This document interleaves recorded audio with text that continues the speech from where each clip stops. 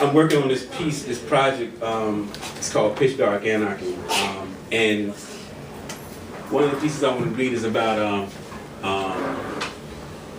the Amistad. You familiar with the Amistad? Anybody familiar with the Amistad? Okay, so anyway, long story short, they caught him up here trying to do whatever, and the people who confiscated the ship, the captain of the American Navy, had a decision to make. Either you take them to New York, where there's no legal slavery, or you take them to Connecticut, where you got 44 slaves worth $450 a pop. And if they're proved to be illegal, then you get that booty. So it was really an economic move, all of that. So anyway, I had to do this project in Connecticut, and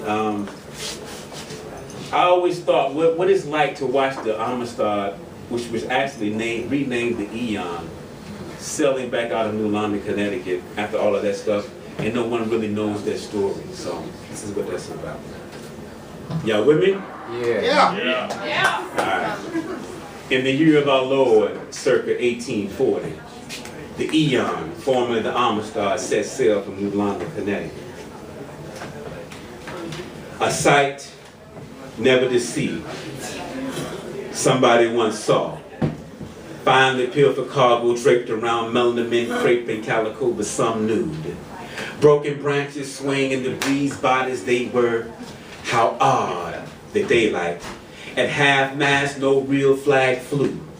A nation above deck, pitch dark anarchy, fore and aft at the riverbank's edge, overlooking splintered reeds, wooden houses quaint.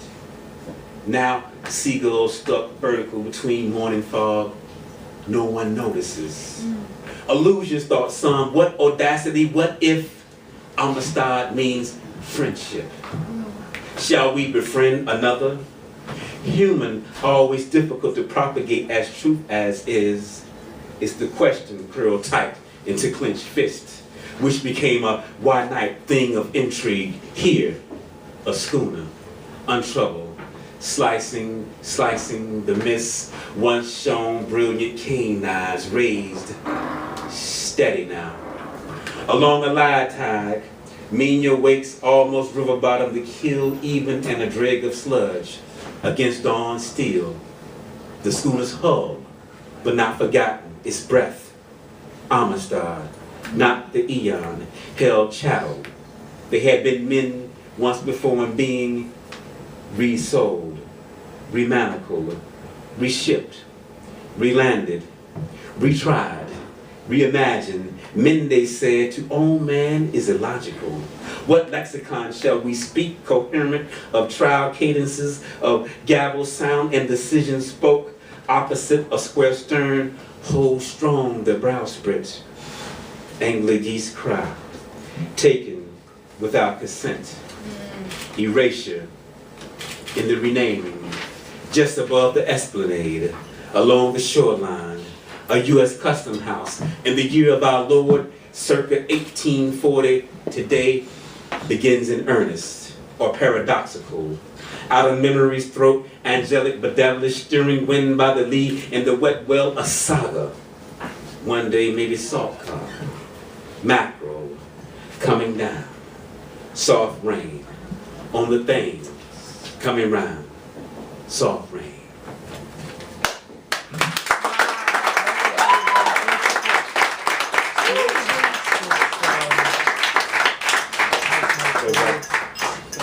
Okay. When winter is a transitional state, and actually winter is a sort of like this metaphor, and so it's winter as in winter, but it's winter as in a person's winter. So think about that as you listen to the message.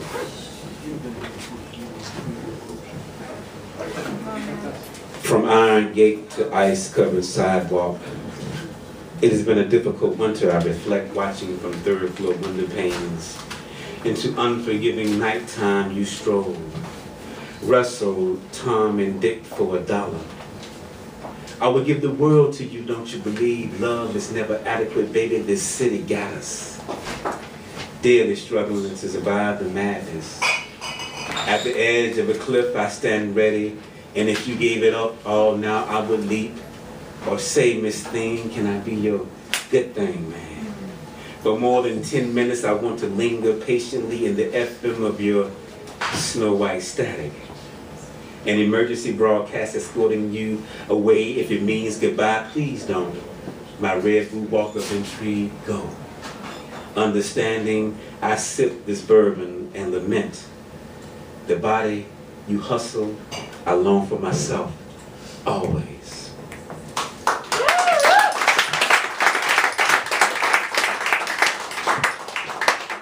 So if anybody knows, you know about 12 steps, NAA, all that, right? So anyway, you know the premise of it. So anyway, in DC, I spent a lot of time in Washington, DC, but anyway, this used to be this liquor store on 14th Street, right? Yeah. What up, Chuck? And anyway, it used to be this liquor store. It was an NA, they have NA meetings like every hour on the hour, just on top of a liquor store, right? Like, I thought that was really ironic. So anyway, it's a poem about that. It's called Decision Time for the Would-Be 12-Stepper. So it's 12 steps within the NAA program. So. Directly above One Stop Liquor Store, meetings occur every hour on the hour.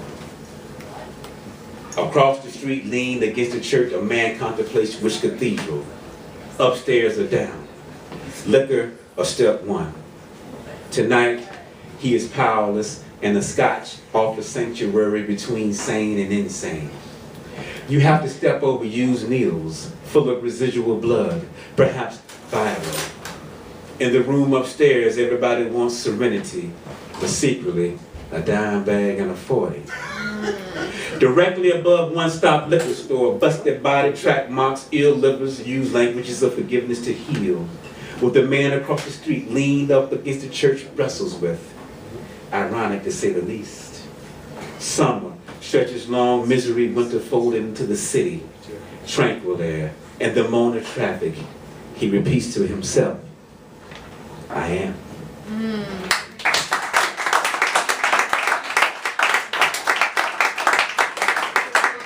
Y'all okay? I'm not running out of way. All right. So how about, but that was sort of like, I guess the winter poem was a love poem in a way, but this is a love poem too. It's called The District Park. Against the grain, her arm interlaces around mine softly. I feel opposition occurring thick her blood.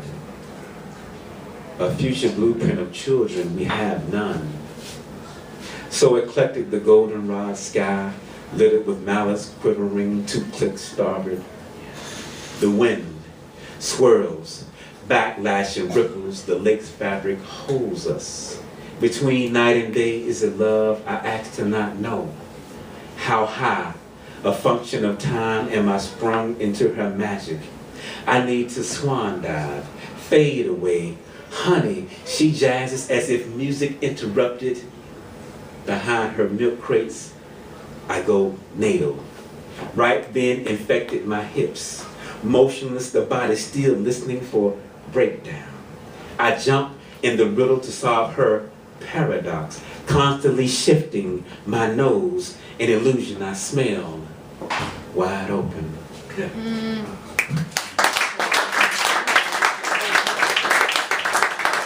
All right, so maybe two more and we'll end. I don't want to take up too much time. Anybody familiar with Beloved, Toni Morrison? So you know, Seth killed her baby, right? Yeah. Okay, so anyway, this is called The Power of a Literary Novel. So if you get that context, you'll get it, right? It's called The Power of a Literary Novel. In the abandoned clapboard on the 2nd floor, on top of an antique curios, a book spine, open to the scene in Beloved where Self, loud, she done killed her baby. Right now, the book needs to begin again the narrative. Nobody wakes up or sleeps here. Like, what changed the course of a family evicted, thrown onto sidewalk pavement, not permitted to catch Western civilization's callous spirit? A girl's throat displays a purple necklace of perforated skin. All alone, upright, she sits in the abandoned building on the second floor. Her lips still want to know why. In the closet, a body decays simultaneously with summer. She dead too, like Seth. Her mother could not watch a tragic slave, so she slit her voice. The prescription unattainable, the pain intense. An orange-red robin outside on the tree branch, looking inside the windowsill, would never know, dearly beloved, of the dead baby rotting silently. Oh.